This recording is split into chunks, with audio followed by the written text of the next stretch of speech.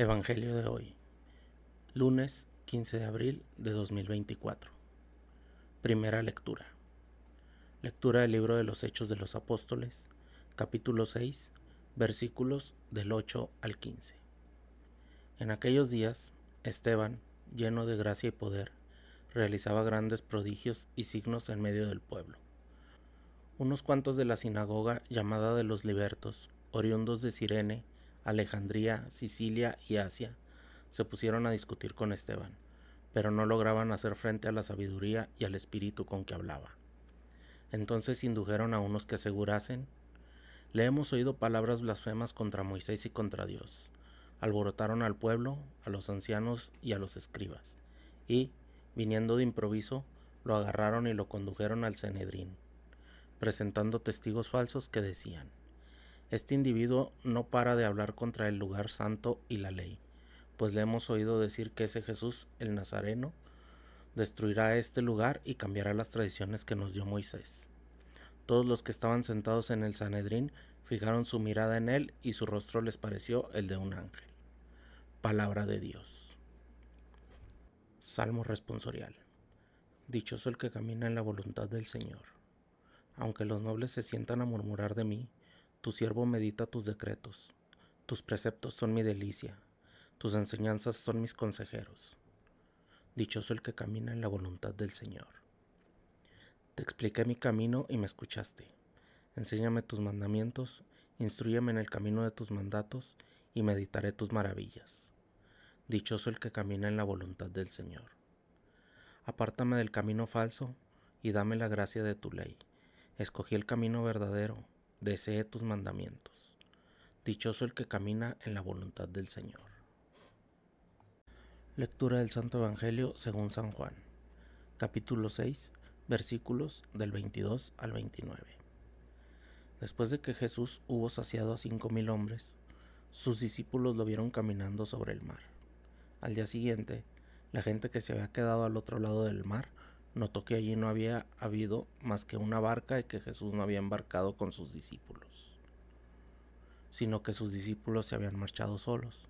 Entretanto, unas barcas de Tiberíades llegaron cerca del sitio donde habían comido el pan después de que el Señor había dado gracias.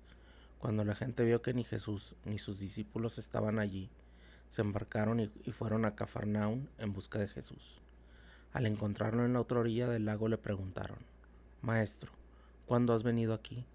Jesús les contestó: en verdad os digo, me buscáis no porque habéis visto signos, sino porque comisteis pan hasta saciaros. Trabajad no por el alimento que perece, sino por el alimento que perdura para la vida eterna, el que os dará el Hijo del Hombre, pues a éste lo ha sellado el Padre, Dios. Ellos le preguntaron: ¿y qué tenemos que hacer para realizar las obras de Dios? Respondió Jesús: la obra de Dios es esta, que creáis en el que Él ha enviado. Palabra de Dios. Gloria a ti, Señor Jesús.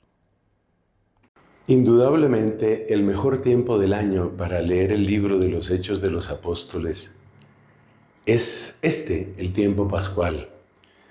No solamente porque después de los Evangelios lo que sigue es el libro de los Hechos de los Apóstoles.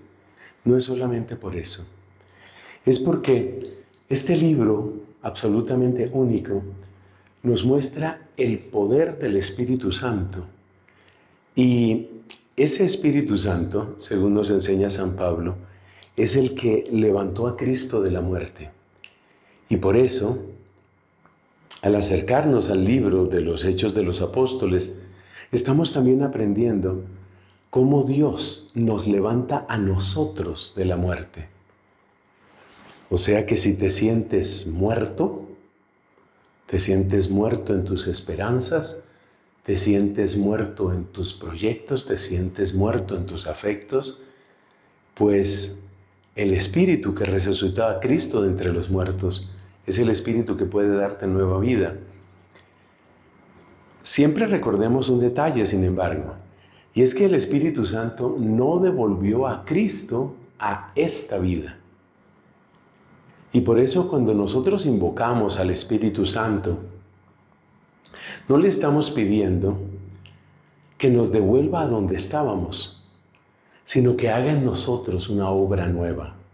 Por ejemplo, estás pasando por una situación afectiva muy compleja, de soledad, de decepción, de tristeza. No le pidas al Espíritu Santo que te devuelva a donde tú estabas. No le pidas al Espíritu Santo que tú vuelvas a ser la persona que eras. Pídele al Espíritu que haga en ti una obra diferente. Pídele al Espíritu que te lleve al siguiente nivel. Ese es el sentido de leer el libro de los Hechos de los Apóstoles. Y yo creo que un ejemplo perfecto de lo que es una persona a la que el Espíritu llevó al siguiente nivel es San Esteban, el primer mártir, del cual nos habla la primera lectura de hoy, de los Hechos de los Apóstoles. Observa un detalle. Tiene muchos enemigos, lo llevan al Sanedrín. Ya nosotros sabemos que el Sanedrín es como el Senado de los judíos de aquel tiempo. Ya nosotros sabemos que el Sanedrín fue el lugar donde se condenó a Cristo.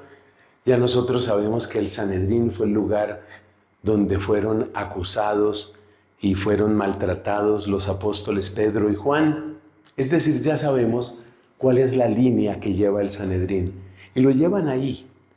Es un acusado. Y su rostro resplandece como el de un ángel. Toma esas palabras. Odiado e inocente. Odiado y por eso está acusado. Inocente y por eso su rostro brilla con resplandor de cielo. Odiado e inocente. Ese es el siguiente nivel. O para decirlo más sencillo, eso es lo propio de la vida cristiana. Hay varios pasajes de la Biblia que nos recuerdan que esto es así. Por ejemplo, en la segunda carta a los Corintios, San Pablo describe su propia situación y él dice, pues todo lo que tiene que sufrir como apóstol. Pero al mismo tiempo dice, en todo damos pruebas de ser servidores de Dios. Odiado, pero inocente. El apóstol San Pedro también dice que ninguno de ustedes sea conocido por ser un criminal, un mentiroso, un traidor. Que ninguno sea conocido por eso. Pero, si te persiguen, alégrate. ¿Qué es lo que quiere Pedro ahí? Que seamos inocentes, es decir, que llevemos una vida pura, una vida limpia, pero a la vez nos advierte que vamos a ser rechazados, que vamos a ser odiados. Esa es la vida del cristiano, convenzámonos de eso. El cristiano es odiado, pero inocente. Y esa combinación tan extraña, que es la que encontramos en Esteban, en el pasaje de hoy, describe también lo que tiene que ser la iglesia.